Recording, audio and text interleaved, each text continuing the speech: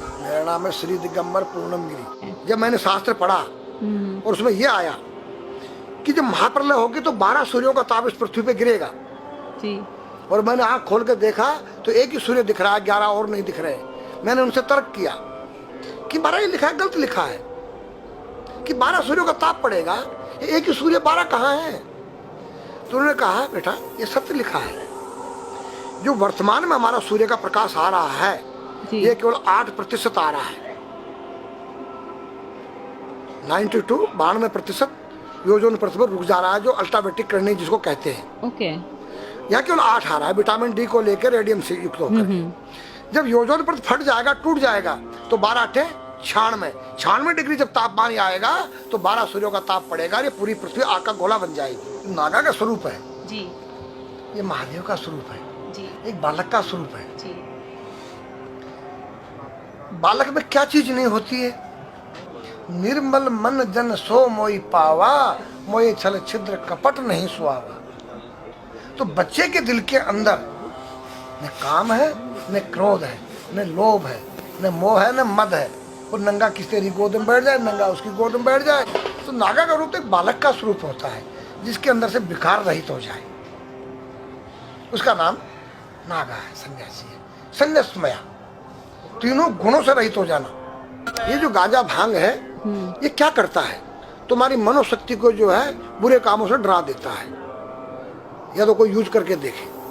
दारू जो है वो तुम्हारी मनोशक्ति को उत्तेजित करता है, पिछली बातों को याद दिलाता है। दूसरा तुम्हारी जो है भांग गांजा तुम्हारी काम वासनाओं को जो है दबा देता है। तो नारी के नंगे स्वरूप को 5 व्यक्ति देख सकते हैं। मेरे पास एक डिश है और जो चुटिया होती है एंटीना है, जो तुम्हारे जो यहाँ से कुछ तरंगे बाहर को जाती हैं, कुछ अंदर को आती है। 5 कर्मेंद्री, 5 ज्ञानेंद्री, 10 उस रथ के घोड़े हैं, और बुद्धि रूपी उसमें लगाम है, और ज्ञान रूपी चाबुकर बोलने वाला इसमें स्वयं सारथी कृष्ण है। तो आज हमारी संस्कृति बदली गई। ये आज हमारे लड़के लोग खड़े होकर पेशाब कर रहे हैं, ये हमारी संस्कृति नहीं है। न मुसलमानों की संस्कृति है, न हिंदू की खड़े होकर पेशाब करना। जैसे अगस्त मुनि ने 3 चलू में समुद्र पी दिया। मैंने पूछा महाराज वो मामा जी का कितना बड़ा पेट था? वो पृथ्वी पर रहता था, क्या पृथ्वी से बड़ा था उसका पेट जो सारे समुद्र पी गया? मैंने कहा नहीं बेटा, वो एक साइंस थी, उस काल की वैज्ञानिक थे। उन्होंने ऐसा केमिकल डाल दिया कि पानी के 2 भागों में बढ़ गया, H2O हो गया और वो आकाश में उड़ गया। आज का जो नौजवान है ये साइंसवादी है, ये हमारी भौतिकवादी और जो हमारी धार्मिक आध्यात्मिकवाद को नहीं मानेगा। इसको तुम साइंस के द्वारा अध्यात्मवाद को मनवाएगा तो मानेगा। जैसे मैं सूर्य को जल देख करके मैं हर बीमारी का इलाज कर देता हूँ। बताओ कैसे? कैसे बाबा? सूर्य उदय हो रहा है, ये जैसे सूर्य मान लो इसको जी, और मैं यहाँ खड़ा हूँ, तो हम दोनों एक ही डिग्री पर हैं जी।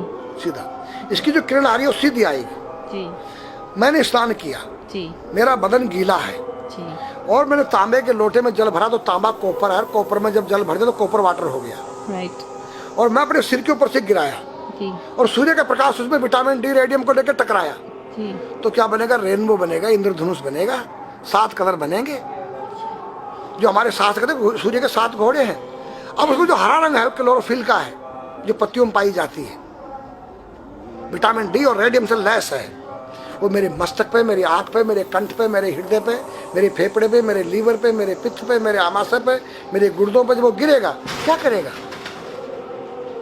ऐसे 6 रंग कलर और बचे हैं, बैंगनी है, ऑरेंज है, नीला है। तो ये क्या करेंगे? किस चीज के प्रतीक है? जब हरा रंग क्लोरोफिल का है और डॉक्टर कहता है हरी पत्तियां खाओ, सब्जियां खाओ, तो आपको आयरन मिलेगा। तो अब वो जो विटामिन डी से जो हरा रंग पैदा हुआ है सूर्य की किरण से कॉपर वाटर में, वो क्या करेगा? कोई वैज्ञानिक बताए तो सही मुझे। एक अमेरिका का चेला है, एक रूस का है, वो मेरे भक्त बने हुए हैं। हरिद्वार में क्या वो कोई जल दे रहा होगा सूर्य को, वो भी अपने ऐसे से फेंक रहा है, मैं बैठा देख रहा हूँ ये क्या कर रहा है। मैंने उसको बुलाया, तो मैंने यही फार्मूला उसको समझाया। वो मेरा शिष्य बन गया, बोला ओ ये तो साइंस। मस्तिष्क पर तिलक क्यों लगाते हो इस जगह पर? पहले लगता है पीला, फिर लगता है लाल, फिर लगता है सफेद।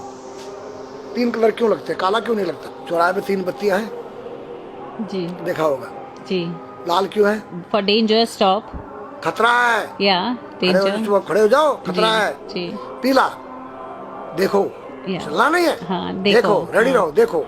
और सफेद चल सफेद सफेद तो यहाँ है उसमें ना, हाँ चावल लगा रखे हैं ना मैंने हाँ सफेद, हाँ वहाँ हरा है। वहाँ हरा है, ready to go. Go Yeah. हरा गो है। जी। नहीं सफेद, अगर युद्ध हो रहा है, गोलियां चल रही है, सफेद झंडा लहरा दिया जाए। पीस, शांति का प्रतीक है। चावल ठंडा होता है और हमारी यहाँ पर सुषुम्ना नाम की नाड़ी है, जी।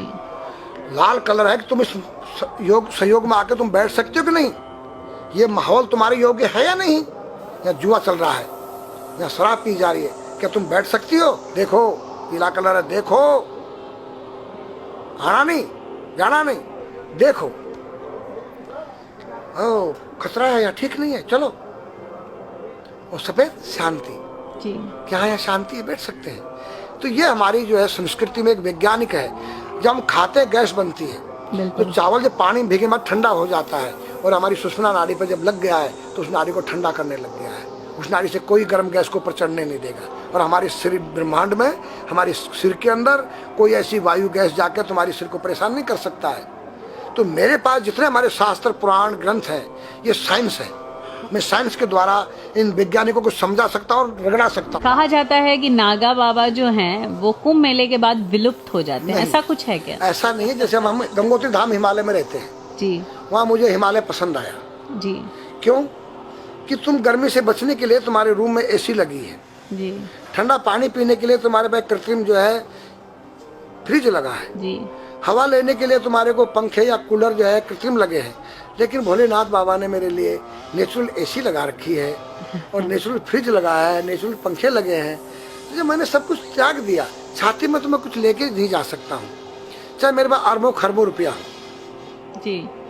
खाऊंगा मैं उतना ही जितनी मेरी पेट के अंदर भूख है। पढ़ना लिखना ये तो सहज चातुरी, काम धैन मन बस करन गगन चढ़न मुश्किल। काम धैन मतलब अपने वीर्य को कंट्रोल करना, अपने मन को कंट्रोल करना और अपने प्राण को ब्रह्मांड में यहाँ ले जाना। ये खोपड़ी क्या है? ब्रह्मांड है, उसको कहते हैं समाधि। सारे शरीर के प्राणों इकट्ठा करके इस ब्रह्मांड में मस्तिष्क में ले जाके बैठ जाना, जिसको ब्रह्मरंध्र कहते हैं, उस गुफा के अंदर। ये तीन वस्तु मुश्किल है, बाकी सब आसान है। अपरिग्रह मतलब उतना रखो जितना तुम्हें आवश्यकता है, अधिक मत रखो। अब तुम अष्टांग योग जो है पतंजलि लगा रहे हो और व्यापार बिजनेस चालू है, मेरी दूध को ले लो, टूथपेस्ट ले लो। अब मेरा आयुर्वेदिक अंडरवियर आ गया है। मैंने बोला वो कैसा है कि मैंने गंगा जल में जड़ी बूटे के रस में धागे भिगोए थे तब बनाया था। और मेरा दावा है कोई कितना योग कर ले कोई स्वस्थ नहीं रह सकता है, क्यों? खान पीन तुम्हारा केमिकल, वायु में तुम्हारा केमिकल, पानी में तुम्हारा केमिकल। अब जो तुम आरओ का पानी नहीं पी रहे हो, उसके पानी के गुण ही नष्ट हो गए सब। उत्तर को सिर करके सोना क्यों मना किया है साइंस ने? हमारे शास्त्र मना करते हैं। हम उत्तर को सिर करके सोएंगे, दक्षिण को पैर करके। हम जब उठेंगे तो हमारी दृष्टि कहाँ? दक्षिण की तरफ जाती है। दक्षिण में यम का वास होता है।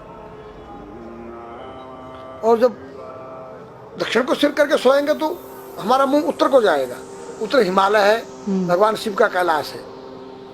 साइंस कहता है कि पृथ्वी के उत्तर ध्रुव दक्षिण ध्रुव है। पृथ्वी कैसी है पता है? तेरा सिर, सेम तेरा चेहरा 23.5 डिग्री के अंश पर है। ये थोड़ी सी चुटिया नाप लेना अपनी प्रकार लेकर के, तुम भी नाप लेना, तुम भी नाप लेना, मैं भी नाप लूँ चाहे। ये थोड़ी सी चुटिया 90 पर नहीं है, ऐसे तिरछी झुकी हुई है। ये चुटिया ये थोड़ी है,